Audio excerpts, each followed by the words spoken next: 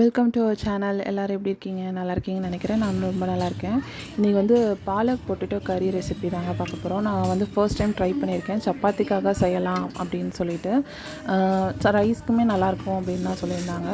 Okay, first வந்து பார்த்திங்கன்னா கடாயில் ஆயில் ஊற்றி கொஞ்சமாக வந்து கடுகு, ஜீரகம், சோம்பு இது மூணும் வந்து ஈக்குவலாக ஒவ்வொரு ஸ்பூன் நான் கொஞ்சம் எடுத்திருக்கேன்.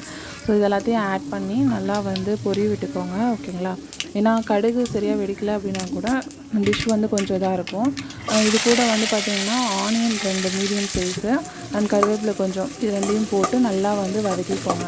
வதக்கிட்டு ஒரு கண்ணாடி பதம் வரும் இல்லையா, அந்த ஸ்டேஜில் தான் வந்து உருளைக்கிழங்கு நம்ம ஆட் பண்ணணும். அதுக்கு முன்னாடியோ இல்லை அதுக்கப்புறமாவோ ஆட் பண்ணிங்கன்னா ஆனியன் ரொம்பவும் ஒன்று பர்ன் ஆகிடும், இல்லை அப்படின்னா நறுக்குன்னு இருக்க மாதிரி இருக்கும்.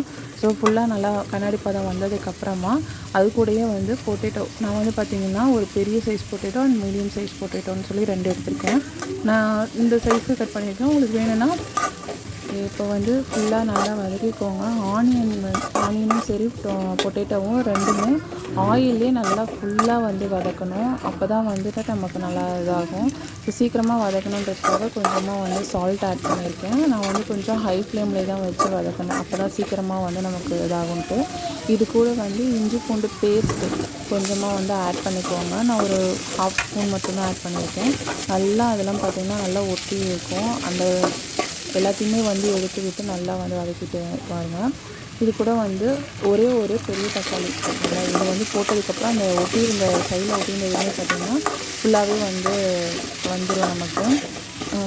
இந்த மாதிரி ஒட்டாமல் நமக்கு கிளியர் ஆகும். ஸோ இதுதான் வந்து தக்காளி வந்து சேர்க்குறது. இதுக்கப்புறம் நல்லா தக்காளியை வந்து வதக்கிக்கோங்க. ரொம்ப வதக்கணும்னு இல்லை, ஓரளவுக்கு வதக்கினாவே போதும்.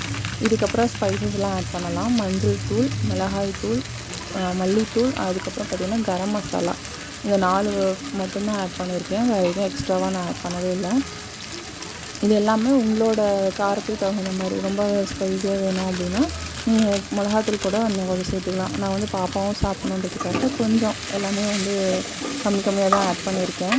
ஃபுல்லாக ஆட் பண்ணிவிட்டு நல்லா எண்ணெயிலே வதக்கிக்கோங்க. ஓகேங்களா? இது வரைக்கும் நான் வந்து தண்ணியை ஊற்றலை. ஸோ ஃபுல்லாகவே எண்ணெயில் வதக்கிட்டு இது கூட வந்து பார்த்திங்கன்னா பாலக்கீரை வந்து எல்லாத்தையுமே கட் பண்ணி அலசி வச்சுருக்கோம். ஸோ இதை வந்து நம்ம ஆட் பண்ணிக்கிறோம்.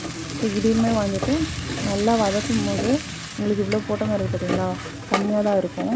ஸோ ஃபுல்லாக வந்து வதக்கிக்கோங்க எண்ணெயிலேயே.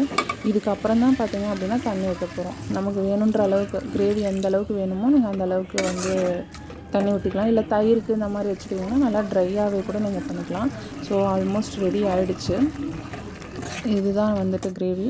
ஸோ இது வந்து நான் சப்பாத்தி கூட வந்து நான் சாப்பிட்டு வச்சுருக்கேன். கேளுங்க, எப்படி இருக்கு? நல்லா இருக்கா? எப்படி இருக்கு?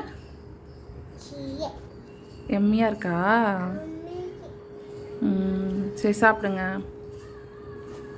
சாப்பிடுங்க. குழம்பு தொட்டு